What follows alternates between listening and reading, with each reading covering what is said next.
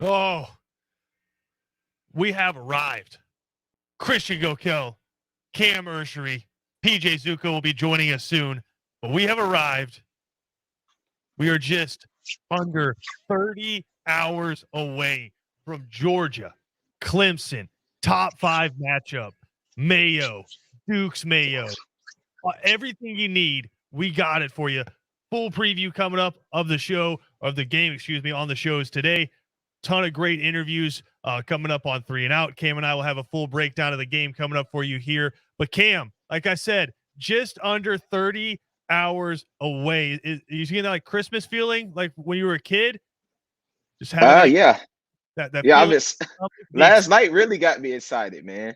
Last night with Ohio State and Minnesota, that got me excited right there. That was a closer game than expected. So I'm really excited for some college football. Definitely Georgia and Clemson Saturday. I don't know how guys do that voice all the time. I like a grindy, excited voice. Like my voice like literally hurts from doing that. But no, excited. We got a big game coming up. We had college football last night. You had Coastal Carolina waxing the floor with the Citadel. You had Minnesota hanging around for about 3/4 with the doppelganger of Connor Shaw there playing quarterback for him and Tanner Morgan. So just so excited to be back. Some really good football games last night. Did you catch any of that UCF Boise State game? That was nuts. UCF was down big at half. You already getting like boos for Gus Malzahn inside the first half, and then they come back and win the football game. How about that? So, did you catch any of that last night? I caught like the last couple of minutes of the fourth quarter. I did not know Gabriel was still at UCF. Oh So yeah, I didn't know that. I thought he was gone. I just did not know that. But I like Boise State's quarterback, number 19. I seen him play a little bit last year. I can't get his name too well, but I seen him play a little bit last year. So I knew that would be a close game going into that. yeah. UCF wins that one 36-31. But as you will find out a little bit later in the show, not quite enough points for some of the people that were doing our picks, as UCF was supposed to win that one by a touchdown, only win it by 5 points. So we'll have some picks coming up for you a little bit later. PJ Zuko will be joining us for that.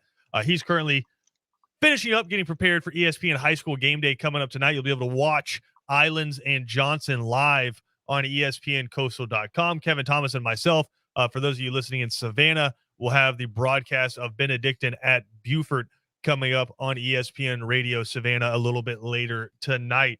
Again, Georgia, Clemson coming up 7:30 on Saturday. Alabama, Miami a little bit earlier in the day. Also Louisiana, Texas. So many top 25 matchups, but only one top 5 matchup, Cam, as we are now really into these final hours of preparation for this game. What's your gut telling you about how this one's going to go? I wouldn't say I'm nervous because we've been here before. I wouldn't say a top 5 matchup, but we've played Clemson in the opener before. We've been here before. I wouldn't be nervous, but my gut's telling me I'll take Georgia. I'll take Georgia by a field goal, man. I think it's going to be a close game all the way. I think both of these teams are evenly matched, but some type of way I think Georgia's just the more experienced team, especially at the quarterback position, the most important position. So give me Georgia by 3. A late field goal might win them the game. What's it going to come down to for you? Like what's going to be the biggest separator? I think the biggest separator to be the O-lines. We know Georgia's D-line is pretty good. We know Clemson's D-line is vicious. We know they got some guys coming back, but it's what you said last year. Georgia's O-line didn't really hold up last year. It wasn't up to par like we're normally used to. So I think both Clemson and Georgia's O-line is key for this win. I always think it's going to come down to the line of scrimmage, and I think when you look at, even though Clemson could be without one of their big defensive tackles, Dabo's kind of been mum on that subject, but they could be without one of their big time defensive tackles. I think both of those defensive line units are top 3 in the country, up there with Alabama. And with all the starters Georgia has coming back, all the starters Clemson has coming back, both of those lines are going to be unbelievable this year. And then I'm kind of with you on the offensive line. We talked to Mike Griffith yesterday from Dog Nation, and he said, listen, this is a Georgia offensive line that's going to be different in week 7 than it is going to be when you see them run out against Clemson. I think the biggest thought process with that is, number one, Cedric Van Pran, center, is making his first start. If you'll remember back, He was the number one center in the country, and Georgia went and pulled him out of LSU's backyard there in Baton Rouge. So he's going to be starting for Georgia at center, at least per reports, because Georgia hasn't released that official depth chart yet. And then Jamari Sawyer is going to be starting at left tackle. A lot of people think once you see the guys like Broderick Jones and Amarius Mims start getting some reps and really start developing the guys that can play significant SEC snaps, you're going to see them move to that tackle position. You'll see Jamari Sawyer, hit inside and take over one of those guard positions, because that's where he'll probably play in the NFL. So it's just a more natural position for him, and also get him some tape ahead of the NFL draft. But when you're coming in week one and you're playing it's the best defensive line unit you're going to see in the regular season, right? When you're playing them, you want your 5 best, most seasoned guys out there. You're not going to put a true freshman out at left tackle, especially when you have a quarterback who has a injury history, right? I thought Mike Griffith said something interesting yesterday. Both teams want to win this game, but both teams also would rather lose this game and have their quarterback come out of it healthy versus winning it and having a banged up quarterback, right? Because both teams still have everything out in front of them if they lose this football game. That's not the case if their quarterback goes down. So as this week started to go by, and as we've seen some of the reports coming out, I think you're going to see a lower scoring game than a lot of people thought that we're going to see on Saturday. And it's interesting because the line for this game is hovering right around 50, which, if you think about it, that's nuts. I thought it would be at least over 60 for this game when you think about the offenses, but I think a lot of people lending credence to these defenses, and that line cam right now sitting at 50. So could you see a score that's like 27-24, something like that? That's the ballpark I think we're going to be in with this Georgia game. Now, obviously, it's going to come down to the line of scrimmage, and I'd say since the injuries that we've seen occur to the pass catchers for Georgia, and then just some of the off the field stuff that's happened, i.e. with Eric Gilbert, I think Clemson has a pretty significant advantage at the wide receiver position. That's not to say Georgia doesn't have some really good pass catchers, because Jermaine Burton is elite. Dabo Swinney mentioned that. Kearis Jackson has been an excellent football player for Georgia, and he fills that role so nicely. I think Arian Smith's going to have a big season. But, I mean, Justin Ross is a top 10 talent in the NFL. If you think back to the season he had as a freshman with Trevor Lawrence, throwing him all kinds of passes when they beat the hell out of Alabama in the national championship game, that dude can ball. So he's that alpha, that number one receiver out there. He is what George Pickens would have been for Georgia if George Pickens was healthy. So I think pass catching wise, Clemson has the advantage in this game. Quarterbacks, I don't know. We've seen DJ Uiagalelei twice, and both times he was pretty elite. I mean, we saw him against Boston College, and they had to come back, and he had Travis Etienne on some wheel routes and had a really good game in the second half. And then he threw for the most yards ever against Notre Dame in South Bend. Yeah, that's kind of crazy. Right. And that was his first start as a true. That was second start, right? Or first start? Yeah, that was his second start. His first road start was against Notre Dame. Yeah. When Trevor Lawrence went out with COVID for 2 weeks. So you have really a 4-game sample size with Georgia for JT Daniels. He obviously played as a freshman at Texas, at USC, and going out and playing at Texas as a true freshman. So he has some big game experience as well. And then the 4 games he had last year, I don't know. The regular season is fine. I mean, you played Mississippi State, South Carolina, and Missouri. Missouri's pretty good. South Carolina was a shell of a team, and Mississippi State, I think, traveled with like 50 plus guys. Yeah. It was not going against the toughest defenses. And then against Cincinnati, yeah, you threw for a lot of yards, but you scored 22 points on offense. Mm-hmm. Because you got a safety there at the end. So I don't know that we've really seen what to expect from JT Daniels. I'll tell you this about DJ Uiagalelei, watching him and watching how I think they plan to use him. If you think just looking at the roster and saying, okay, this dude's 6'4", 6'5", 250, 260 pounds. Oh, that's a Cam Newton kind of dude right there. It's not. He's got a cannon for an arm. I mean, some of the reporters up at Clemson have said he has a better arm, just arm talent wise, than Trevor Lawrence, which is just crazy to think about. Trevor Lawrence was the chosen one. Pretty much knew he was going to be the number 1 overall pick from the time he stepped foot on campus at Clemson. But I think if you're trying to get a good idea of what DJ Uiagalelei his play style is going to be like, think Ben Roethlisberger, not this Ben Roethlisberger now, but think young Ben Roethlisberger for the Steelers could still move around a little bit and he could pick up yards when he needed to. But he's not the guy that they're going to run the quarterback power with out of the shotgun behind a fullback, right? That you might see some quarterback sneaks and stuff like that, which I think it'd be silly not to use him in short yardage situations. But going back to the point I made about the quarterbacks, you're not going to see this guy running off tackle on quarterback ISOs for the simple fact that Clemson's entire season is in front of them. They don't want Nakobe Dean coming over and hitting him in the ribs or hitting him in the shoulder, and all of a sudden you have something he's lingering with all season, right?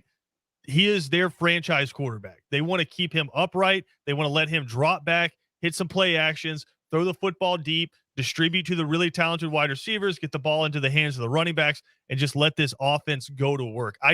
It's not going to be a dissimilar offense than what we saw from Clemson with Trevor Lawrence, right? It's just bringing in another 5-star, putting him in, and let's go to work. And just because the dude's 250 and you think he can run, I don't think you're going to see something like that. Honestly, I think Trevor Lawrence last year probably had more rushing yards than we're going to see out of DJU coming up this year. Flip side with JT Daniels, Cam, the thing I'm excited to see, even without the pass catchers, I think it was good that it's never good to lose somebody, but it's good that they lost those guys as early into fall camp as they did. So you've had a couple of weeks now to really get prepped with the John Fitzpatricks, with the Brock Bowers, with the Jermaine Burtons, Kearis Jacksons, Marcus Rosemary Jack Saint, right? That you've had time for him to rep with these guys. These are guys he's been repping with. He took him out of California and kind of had a retreat with the pass catchers out there in his hometown.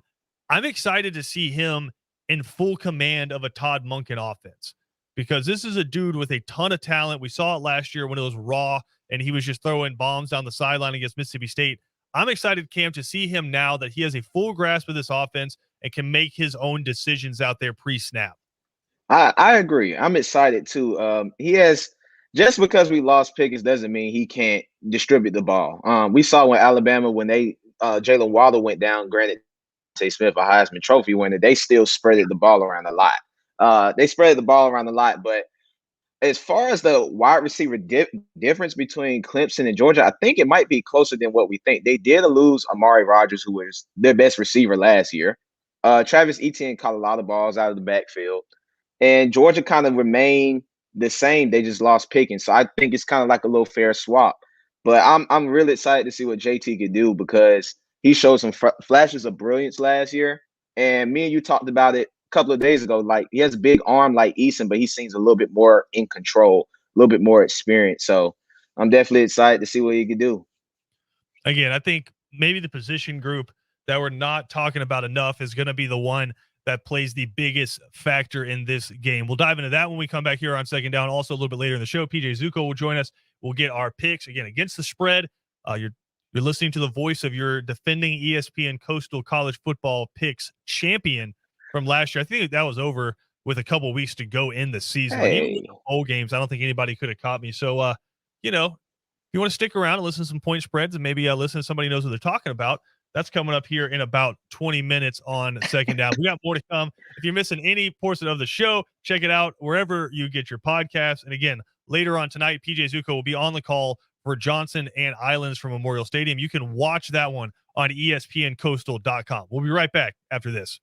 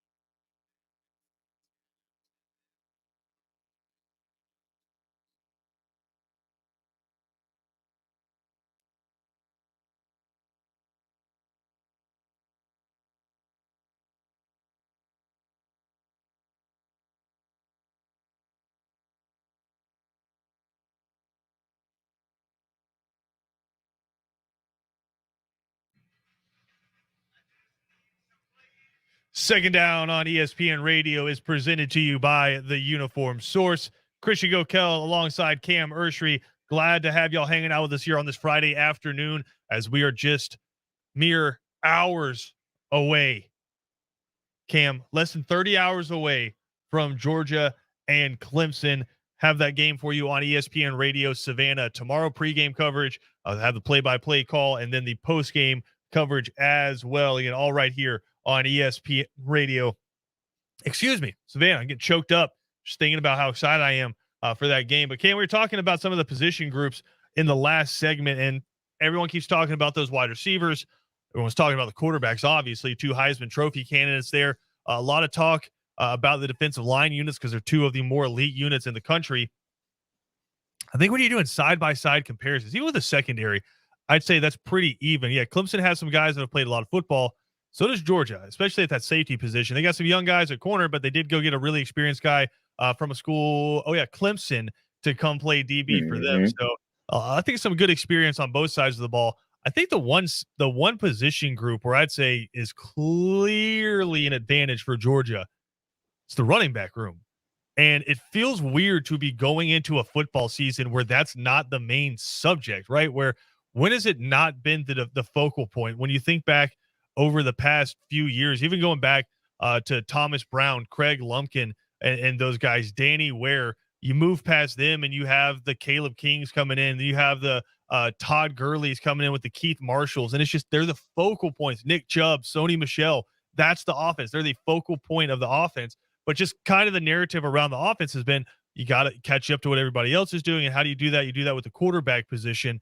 And so I just think the attention has been moved off the running back room in terms of media and fan attention. You know who has turned their eyes off of the running back room, Cam? Dell McGee and Kirby Smart, because they have been out there recruiting their tails off. And when you look at this running back room, Georgia legitimately goes 6 deep with guys that can go out there and beat you. But I think the most important ones are the guys who have been there for a while. I do think Kendall Milton's going to get some touches in this game, but I think the 2 guys who have been there the longest, Zamir White and James Cook, are going to be the key for this Georgia offense. And I have a couple of reasons. Any running back in that stable that Georgia has, you can hand the football to, and they're going to get yards. They're going to pick up yards. They can be explosive. They can make people miss. They can be the focal point on your offense, turning around and handing the ball off to them. Kenny McIntosh can certainly do that. As we mentioned, Kendall Milton, James Cook, Zamir White, all those guys can do it. They got a couple more down there that can do it as well. I think Zamir White, where he's going to have to be big in this game, is pass pro.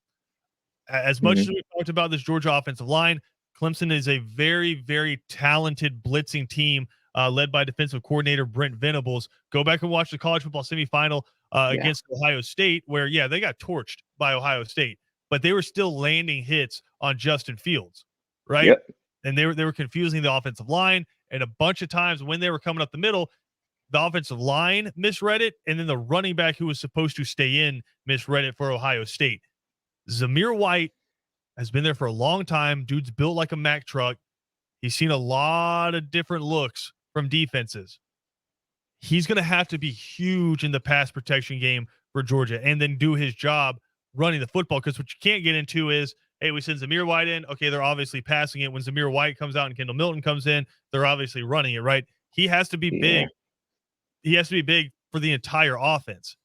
The other guy I think is James Cook, and he's quietly getting, which is crazy to say, younger brother of Dalvin Cook, one of the most talented players on the team, but quietly he's been getting some rumblings out of camp that he's had a really, really good camp. He's put on some good muscle. He's a little bit bulkier, and people are saying he's looking dangerous in camp. If he can come out and he can be a guy you can hand the ball to 10, 12 times and just let him be the focal point of the offense. We kind of saw it against South Carolina last year, right? Where he gets into the linebackers, you're not catching him because all of a sudden those DBs are trying to come downhill, flip their hips and play catch up. You're not playing catch up with James Cook. And then obviously out of the backfield with what he can do as well. Think back to the Missouri game where he ran a couple of nasty Texas routes over the middle, just kind of angle route over the middle. I think of those 2 guys, Cam, just they're the seniors coming back. They're the guys who have been there for the longest. Those guys, if you can lean on them, I think that puts Georgia in a really good spot. Nah, I could 100% agree. I think Zamir White, James Cook, Kenny McIntosh, Kendall Milton, those all four of those guys will see a lot of time on the field Saturday. But I mean, it's what we talked about last segment. It's in the trenches, that O line. So that O line, in order to run the ball, you have to have an O line. I think it's going to be huge. Every time Georgia wins big games, they run the ball. You brought up a great stat. I want to say last year when we played Florida every year, the winner of that Georgia Florida game, it's always the team with the most rushing yards, and it's going to be like that this Saturday. You still have to be able to run the ball. This is, I mean, if you look at, everybody wants to compare Bama and LSU. LSU had a first round running back. Bama had a first round running back. Those guys, I mean, they were workhorses. So Georgia's one of those teams. They don't have a workhorse that number one guy where you give them 20, 30 carries, but they're going to do it running back by committee. Well, what I think is so funny about it too is when we discuss this, it's from our perspective, right? And I think a lot of fans fall into this too, where it's you get so focused on this passing game with JT Daniels that you're like, Mm-hmm. oh, the running game's gonna be there. Go watch how defenses approached Georgia last year, even with JT Daniels. I think this is why he had those two 400-yard passing games. Is even with JT Daniels back there, Mississippi State was putting 9 in the box and running cover 0. They were running Mm-hmm. just man up, and we're going to have everyone else in the box selling out to stop the run. Cincinnati did the same thing. You didn't see a bunch of 2-3 high looks from Cincinnati. You didn't see a bunch of cover 4, right? You saw them going man up on the outside and just stacking the box to stop the run because it doesn't matter which players are there. You see that red helmet with the power G on the side of it, it's gonna be a Yeah. running football team. And Kirby Smart's even mentioned that. He's like, listen, he's like, as much as we're gonna quote unquote open this offense and I'm gonna hand the reins over to Todd Monken, we're gonna run the football. It's every team has a certain DNA to it, right? Ohio State has the big shotgun play action passes with the big crossing routes, right? You have that certain DNA to your offense. To Georgia's program, it's being able to run the football. And I think for the past couple of years, we've kind of seen Georgia struggle to impose their will. It would be huge if you can control that tempo against Clemson coming up on Saturday night. If you could go out there and give JT Daniels 4 or 5 yards of carry from the running back position group and allow him to hit some big play actions where all of a sudden they can't sell out on him just standing back in the pocket and coming after him, because you're not going to see a lot of boots from JT Daniels. You're not going to see them try to motion him out and anything like that. For the most part, JT Daniels is going to be in the pocket. Now, another spot I think Georgia, you could see the offense look a little bit different than it did last year is I think you're going to see JT Daniels under center more on Saturday. And it gives you a couple of advantages. Number one, when you're in the shotgun and you're getting that ball snapped back to you 5 yards, you don't really get that read on the defense on those secondaries the same way you do as when you're under center and you can stare at them. You're not having to look down at the ball. You can stare at them, take that snap, drop back, and you can see what the middle linebacker and that safety does. That's a huge advantage. But number two is when you're under center, it's so different than just standing in the shotgun, because those guys on the outside, when they're pass rushing, you're standing back in the shotgun. They know exactly where you are. They're making a Yeah. beeline for you. But all of a sudden, you start mixing up your drops. You start going 2, 3-step drops, or obviously you do some play action out of it, 5-step drops. You're really changing that target for these pass rushers. So I think Georgia being able to go under center, I think you're going to see that a lot more than we saw in those previous 4 games. And I think it's going to be a way that Georgia could protect, JT Daniels coming up on Saturday. Just such a big game. Feels like we've been talking about it for years. So excited. Just the third top 5 season opening matchup in the past 18 years. So really excited to see this one coming up. Excited for the entire slate of college football coming up. Miami, Alabama. I think that one's going to be a little bit closer than a lot of people think. Louisiana at Texas is going to be an awesome game. Georgia Southern's kicking off their season against Gardner Webb. Going to get our first look at Cameron Ransom there at the quarterback position. Big old quarterback up there for the Georgia Southern Eagles. Emory Jones era starting down at Florida. So much going on in college football. So excited it's back. When we come back, though, we're going to take a look at a bunch of those games coming up. PJ Zuko will join us, and we'll dive into our picks for this coming weekend. That's up next right here on Second Down.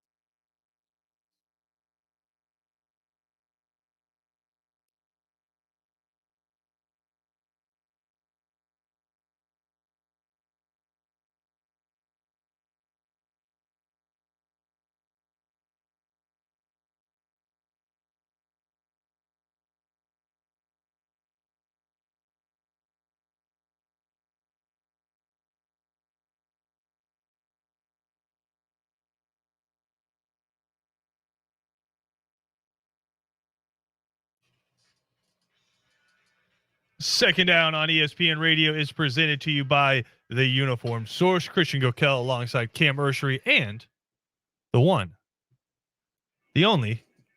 You can hear him tonight.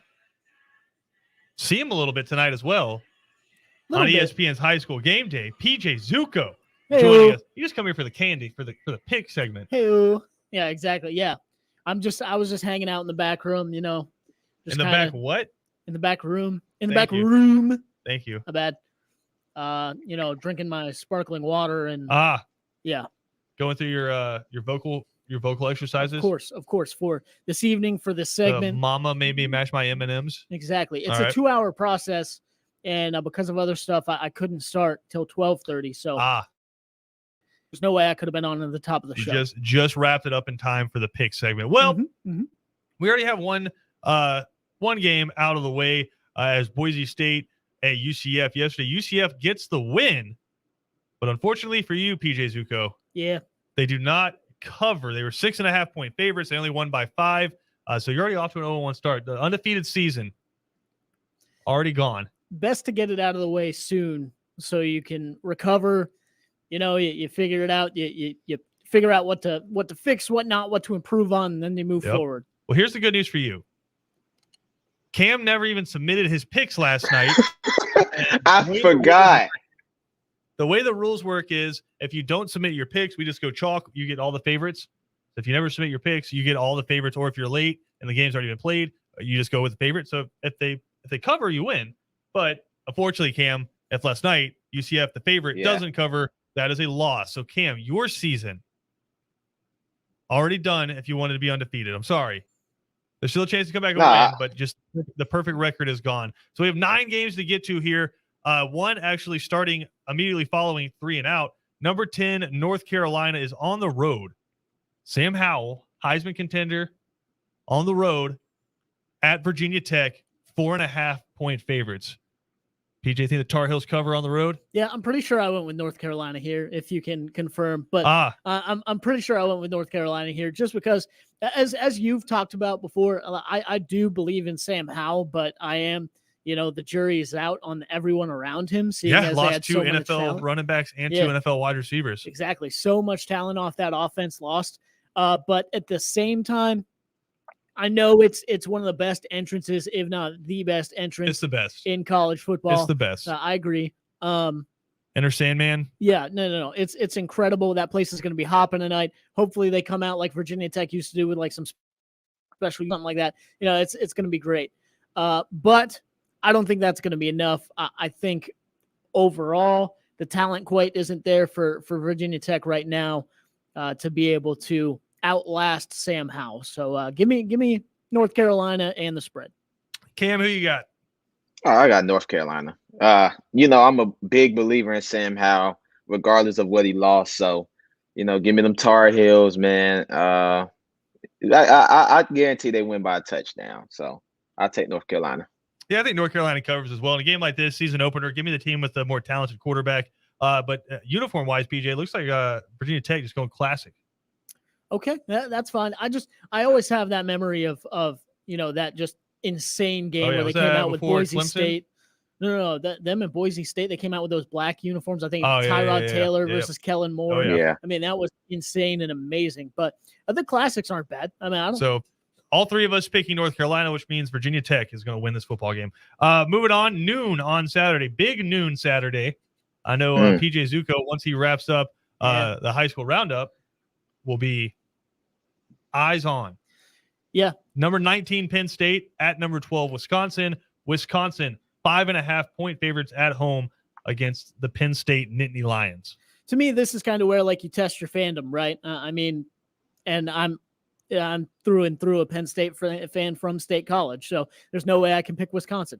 So give me Penn State. If there's an X factor in this game, if there's a reason they are going to lose or win or cover, it's Sean Clifford. The most confident quarterback in college football. He shouldn't be, but if and he says he is, but that doesn't mean he is. I will tell everybody, including the wall, I think I have, because you guys won't even listen to me anymore. Like, Penn State started 0-5 last year. The man had 9 interceptions and 4 fumbles, which 3 were returned for touchdowns in the first 5 games. What that and stop giving the ball to the other team and letting them score with it. Yeah.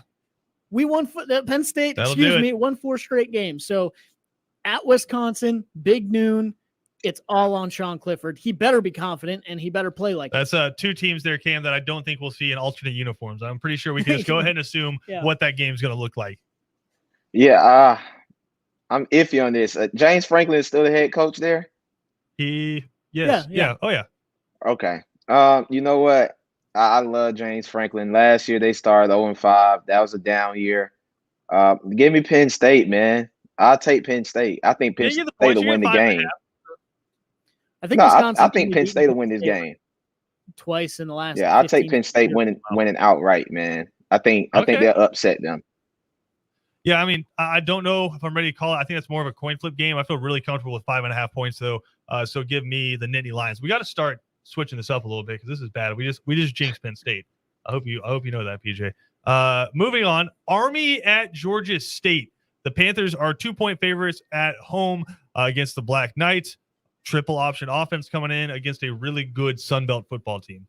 Yeah, very good Sun Belt team, but I don't know. Maybe I'm just too much of a believer in the service academies, which I don't know who can be, but give me Jeff Monken in that offense. I know they got some talent coming back. I know Georgia State's going to be a good football team, but same time, that option, the way they use it, I know they use it in a bit of a different way, kind of incorporate some of the shotgun there too. So sure. Give me Army in this one. Cam? I'll go the same. Give me Army. They were 9-3 last year. Pretty solid team, so give me Army. I think Georgia State's really good. Might make some fans mad. I think they're clearly the best Sun Belt team in the state of Georgia. There you go. And I think they're going to beat Army. I don't believe Army can keep up when Georgia State starts scoring points. I think Army's going to get down early and not be able to. So give me Georgia State to cover. Finally, we have disagreed on something. All right, moving into the meat, the fun ones, one with a bunch of numbers next to the names. Number 1, Alabama. A team so good that we did a blind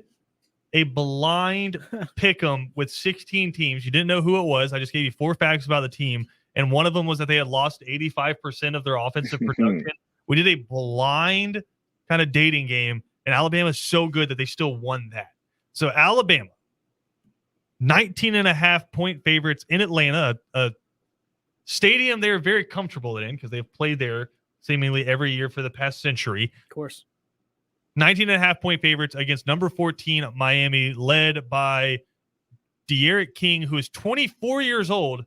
You're right. Which is a year older than Miami Dolphins starting quarterback and former Alabama quarterback Tua Tagovailoa. So do you think the elderly D'Eriq King can lead Miami at least within 19.5 points of Alabama? And that's the big thing. It's the spread, right? It's the 19.5. And I might be insanely wrong here. They might come out and just completely finish Miami's hopes and dreams like they did in Michigan when they had Denard Robinson or whatever. But I will take Miami in this, and it's more has to do with Alabama than it does Miami. Like, I think at least Miami is bringing a competitive football team, which is what you need, of course. The next thing I'll say they need is to go in there, not be scared of anything and timid, because you're never going to be at Alabama that way. But with me, it's new starting quarterback, new offensive coordinator for Alabama. You know, I think it might take a little bit for that to work out. 2 former NFL head coaches on that offensive staff. Yeah. So, I mean, they're going to be ready, but they might not be ready out of the gates. So I think they'll win. I think they'll win by 2 touchdowns, but I don't think they'll win by 20. Cam? This is easy. Alabama. There's one team I never bet against. Alabama. They really have all the Infinity Stones, man. Like they really do. They're Thanos of college football. So give me Alabama. I think the offense is going to take a second to catch up in the game, but that defense we all know is nasty, and I think Miami's going to have a hard time scoring the football. I'm going to say Alabama scores a defensive touchdown in this game, and I think Alabama covers. I see this one as like 35-21 late in the fourth quarter. Alabama tacks on a touchdown late, and they win the game 42-21. Right? I mean, would anybody be shocked if we come in and we see that? Like, I don't think so. Yeah, so I think that maybe you see Bryce Young throw a pick and it sets Miami up for an easy score or something like that. But beyond that, Alabama pretty much controls the game. go on, win it handily. I think Alabama covers in this one. All right, and a game that I think might be the most fun game out of the entire weekend. Number 23, Louisiana, travels to take on number 21, Texas, brand new head coach Steve Sarkisian versus maybe the hottest coaching name in the G5, Billy Napier there at Louisiana. Texas, they are 8-point favorites at home. Yeah. Give me Louisiana. Yes, sir. I'm taking Louisiana on that one. Like we talked about with Alabama there for a little bit. I'm very impressed with Steve Sarkisian and what he was able to do running the offense for Alabama. It's also Alabama, but I think going to take a little bit for them to get ready to go there here in game one. You're playing also against an extremely good Sun Belt team with a really good quarterback and obviously a really good coach there as well. And Texas going with a starting quarterback that I think a lot of people were surprised to go with coming into game one. I believe didn't go with Casey Thompson, which right. finished off pretty impressively last year. So give me Louisiana in this one. And I think they might just go out and win. They might just go out and upset Texas. Cam? I have 2 upsets this week, and this is one. Give me Louisiana. I think Louisiana actually win the game. I like Sarkisian going out to the Texas, but I mean, you got some things. He's bringing in a new starting quarterback. You got some things to fix up there, and Louisiana they're competitive, man. So I definitely take Louisiana. Yeah, Louisiana is a really good team. 20 players returning for the Raging Cajuns this year, heading out to Texas again. I don't understand why you schedule Sun Belt teams for your week 1 game. It doesn't typically turn out well for you. But I mean, they did to Iowa State last year. Mm-hmm. 8 points is a lot, so I'm picking Iowa State. I don't know if they're going to win this game, but they're definitely going to cover 8 points. All right, I just need your picks quickly for these next 2 games. Number 9, Notre Dame. They are 7.5-point favorites on the road at Florida State. This game's on Sunday. Going with Notre Dame. Yeah, Notre Dame. Cam? Florida State. Florida State That's my other covered. upset. Wow. I I'm got going to go winning. Notre Dame. When Mike Norvell hit us with you'll know who the starting quarterback is when you see him run out there. That's all I need to know about where this Florida State offense is at right now. Notre Dame's going to cover that one. All right. And then I just need to answer here on this one as well. Monday night in Atlanta, Ole Miss, they are 10-point favorites against Louisville. Ole Miss. Yeah. Cam? Yeah. Ole Miss. They're going to light it up. Number 16, LSU. They are 3-point favorites in the Rose Bowl against UCLA, a team that handled Hawaii last week. They did, and I was impressed with what they were able to do, especially defensively. But still, I'm impressed with LSU and with what they've been. I also like the quarterback they're bringing in with Johnson, and give me LSU in this one. Cam? They're saying I like LSU and Johnson. I like them, so give me LSU. This one I don't feel good about because UCLA did look good. It was against Hawaii, but the fact they already have a game under the belt, they're playing at home. LSU has been displaced this week due to Hurricane Ida, and LSU hasn't played a game yet. This one has me a little bit uneasy, but I am going to go with LSU as 3-point favorites on the road. And then finally, of course, game of the week, number 5, Georgia, number 3, Clemson. Clemson, 3-point favorites in Charlotte, North Carolina. To me, this game comes down to who you trust. And I looked at everything, and I feel like I trust more of what Georgia has than what Clemson has. Of course, DJU is going to be really good. It's going to be amazing. That Clemson defense is going to be awesome as well. But to give credit to your boy Brooks Austin, saw a tweet a few weeks ago that I've been mulling over and watching Clemson games. He said, I've gone back and watched a ton of games, and every big game, every big moment that Clemson needed over the past 2 or 3 years has been Travis Etienne, not only Trevor Lawrence. I think that is going to be a big kind of glaring hole. I'm not saying they're not going to have a running back come in and do amazing things, but there's going to be moments in this game where you look to that guy, and Travis Etienne's not going to be there anymore. And I don't know if they have someone to step up for him. So give me Georgia. Cam? Yeah, give me Georgia. It's do or die, man. I think this is the time to prove themselves. They've done it in the past a little bit, but this is a big game. Give me Georgia. Here, to me, is all you need to know about this game. I know there's a lot of stuff we've been talking about. Last year, in the college football playoff semifinals against this team that has a lot of players back, Ohio State on the ground, 44 carries, 254 yards and 5.8 yards per carry. Turn around, hand the football off. We can worry about all of this air raid, throwing the ball all over the field stuff later in the year. You got UAB coming to town. Figure it out then. Your wide receivers are hurt. You're missing your 2 top tight ends. Yep. Turn around, hand the football off to the 5 stars, get the win, get the hell out of North Carolina, and let's get going with this season. We got more coming here on Second Down. We'll be right back after this.